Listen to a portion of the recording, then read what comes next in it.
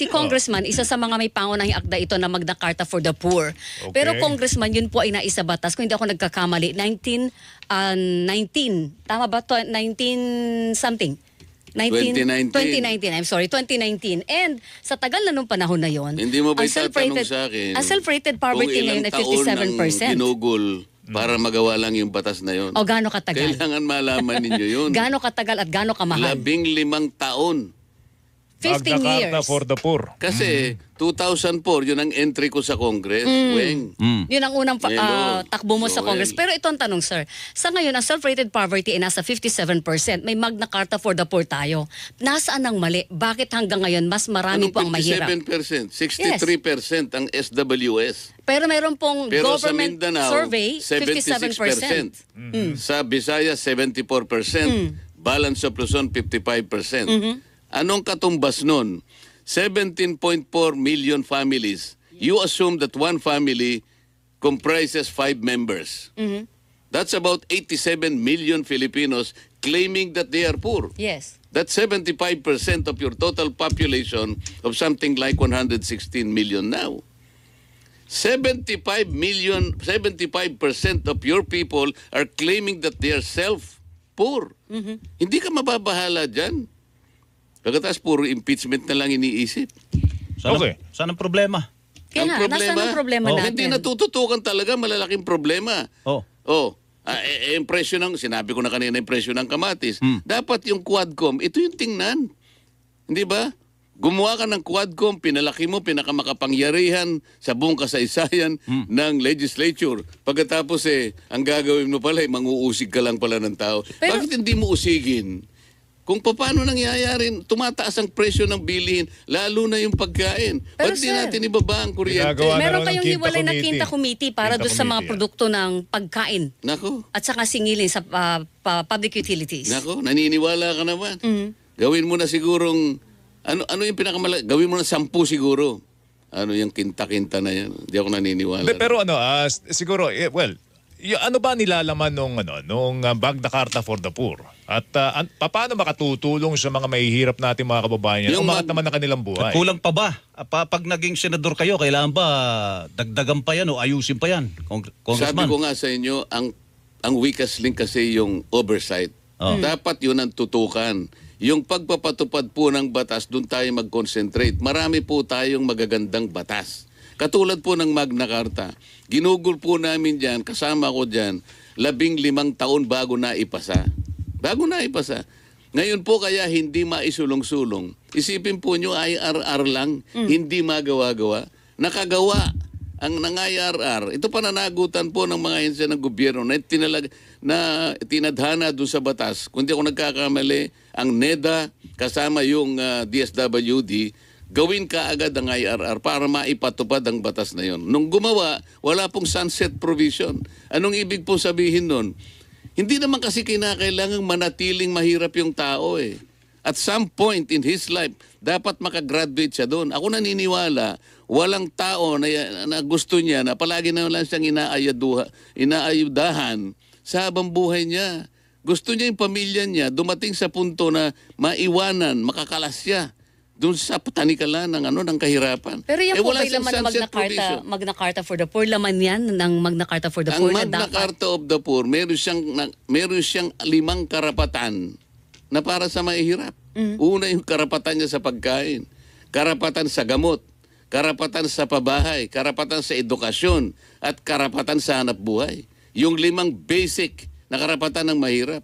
Karapatan sa murang bigas. Parin Joel. Oo nga, yung bigas na murang tayo. bigas. Alam mo ba yung kaya nagtagal? Sabi ko, lagyan nga natin ng konting ngipin kasi merong provision doon. Halimbawa, merong lumapit na isang mahirap, marginalized. Kahit anong opisina kasi kaya niyang lapitan. Pumunta halimbawa sa mayor. Mayor, pwede po ba kung makahingi po ng wala lang po kami talaga itong araw na ito, gipit na kayo. Kailangan gumawa ka po ng paraan kahit ano yon. Kasi pumunta sa iyo . Hindi mo pwedeng tanggihan.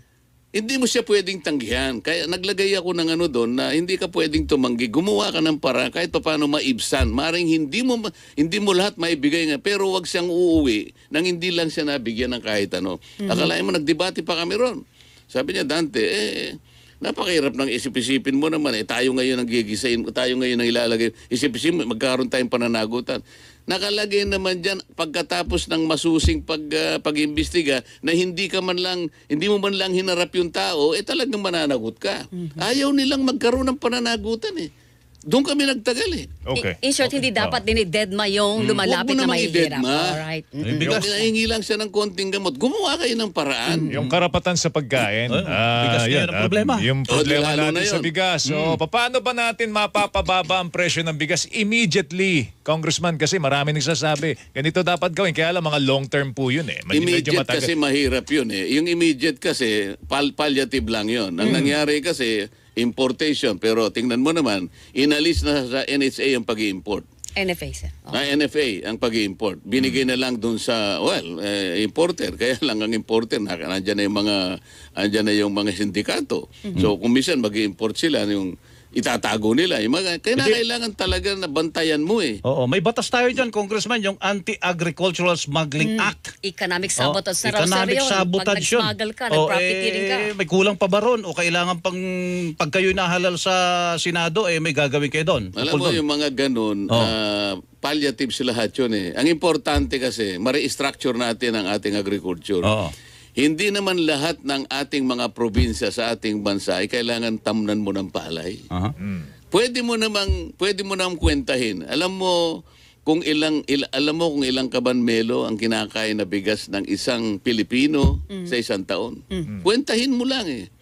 1.25 kabans per year.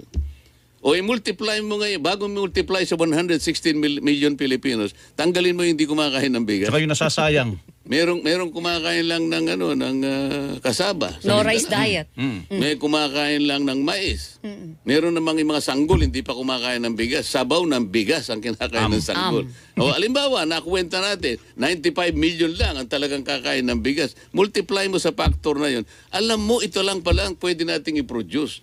Pipili ka na lang ng mga ilang probinsya ang tatamnan natin ng palay. Para sa ganun, focus tayo. Pati irrigation, pati pesticide, pati fertilizer, mababantayan ngayon yan. Hindi nasasayang resources. Ibig ko sabihin, clustered tayo, hindi yung... Ay, nako, maniwala. Sabog-sabog. Pero Sabog-sabog. habang inaantay natin ipatupad ng gobyerno yan, magtitiis muna tayo dito sa Mahal na ano ba, bigas. 45 pesos, 47, minsan 55, 58 pesos. Ang maximum sa Diyos. Alam mo, ang kailangan natin patriotism. Ako, ginawa ko na ito eh. Ginawa ko na ito nung sumikat yung presyo ng bigas. Sinabi ko yung mga kaibigan ko, marami na marong kaibigan talagang katulad ni Melo, na mayayaman talaga. No? Sabi ko, Mayaman sa kaibigan siguro. pwede tayo mag-eksperimento, sabi ko. Tinipon ko sila, mga lima yon na talagang may kaya sa buhay. Pumunta tayo sa isang barangay, tayo nang bumili ng palay. Palay pa lang. O sige, kanya, mag-eksperimento tayo. Nagtanong ako sa NFA, at that time, ang buying price ng palay ay 19 pesos. Okay?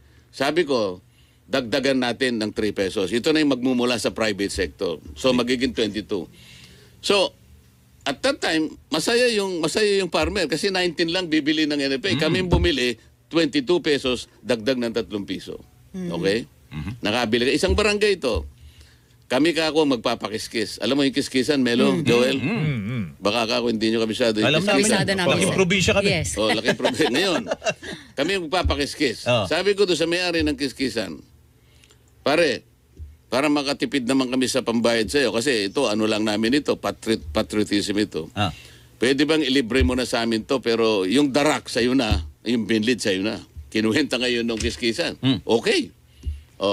Akalain mong break-even lang, naibenta namin ng 35 pesos dinurado. At that time, 55 pesos market value. Pero binenta namin ng 35. Alam mo, 10 minutes lang naubos yung isang truck eh. Inano namin, ang package namin 5 kilos per pack. Mga mahihirap na tao, luminya. May pera silang pambili. At 35, nakatipid sila ng 100 piso. Bakit? 5 kilo eh. 20 pesos. Yun. So kayang Times mapamura. Kayang mapamura. Kayang mapamura ba? Kailangan lang magsama-sama tayo. Ang private sector, sumama na eh. Sumama na. Yung kuryente, mapapamura pa ba natin yan? Bakit hindi? Sa anong paraan? Mapapamura tayo sa mahal. Sa anong paraan? Paano? Una, murahin mo muna. Yung seryosong sagot. Seryosong sagot, maniwala ka sa akin. Baka wala kayong time. Iksiyan lang natin. System loss. Yes. Yan. Melo, bakit yung ninakaw na kuryente kasama kang nagbabayad? Bakit? Bigyan mo ako ng magandang dahilan kung bakit kailangan mo bayaran. Ay, galit kami Sabi doon. nga, Ayaw dami mga namin, jumper. ayaw namin doon. Kaya kailangan bayaran, puputulan kami. Wala kami choice. O kaya nga, pero ang bayad mo kasama yung system loss. Kasali, hindi Tama? dapat. Pagkatapos, bakit hindi pinatutupad ng ERC yung provision ng ating IPIRA na meron doon na ARCOA? Ano ang ARCOA? Ibig mo sabihin ba, hindi mo alam ang ARCOA? Ano po ang ARCOA? Ikaw, Melo. Arcoa, alam ko. Arcoa. Ano yung Lagyan Arcoa? mo lang ng R. Joel, Ano ba yung Arcoa? Ano ang ARCOA? Retail Competition and Open Access. Ano yun? So, nakita na ninyo. Kaya nga hindi... ayaw kasing ipaliwanag ng ERC. Dapat unang-una silang nagpapaliwanag at pati yung mga guidelines, pati yung mga regulasyon, dapat nagawa na nila. Sinabi ko nga sa'yo, nagawa ang EPIRA 2001 or 24 years ago. Bakit ang ngayong regulasyon ng ARCO? Ano ba yung ARCO ba? Ano ba yung subdivision mo, Melo? Diyan lang sa Village. Pero yung village na yan, Villager. meron kayong homeowners association. Oo. Pakwenta mo yung aggregate na konsumo ng inyong gilids. Oo. Kapag ka nakwenta mo 500 kilowatts, pwede na kayong mamili ng retailer. Not necessarily Meralco mag-supply sa inyo. Nasa batas yun eh. O halimbawa, inopera ang Camilo. Melo, magkano yan? Kwentahin natin. 11 pesos ang binabayaran mo. O magkano ang bid mo? Bibigyan kita 9 pesos. Di ba kakatipid ka? Ito yung mga paraan. Sundan lang natin ang batas. Wala nga nagpapatupad. Meron pang aggregation. Hahaba lang tayo eh. Okay, sige. Meron akong magagawa. Pero in short, kaya po ba tanggalin na systems loss? Bakit Kasi hindi? yun daw ang effective para na paraan para mapababa talaga agad ang presyo ng Sasabihin ko lang doon sa batas, kuryente. tanggalin mo na yung system loss na nilagay nyo dyan sa batas na yan. Mali yan. But ang problema, Congressman, ilang kongreso nang nakalipas, ang dami pong panukalang batas tanggalin na systems loss pero walang nakakapagtanggal. Wala kasing gustong magsimula. So, Ako nasa- nagsisimula ako, ayaw nila akong tulungan. So walang political will. Tingnan mo nga ABS-CBN. Sino bang... Ako lang. Wala namang gusto na sumama sa akin. Meron ka ba nakita isang senador na tumulong sa akin? So, Teka, sandali. gagawin mo sa Senado yung pagkatatanggal sa Ang system systems loss. loss. Bakit hindi? Okay, sige. Asahan namin yan. Bigyan mo sa akin Sa lalong madaling panahon. Melo, kung ikaw ang president ng Senate. Okay. Teka. sasabihin ko sa'yo, bigyan mo sa akin yung Alos na. Committee on Energy. Mamimili kayo, hihiling kayo ng komite na ganan. Bakit? Hindi ko Oo. kayang hingin?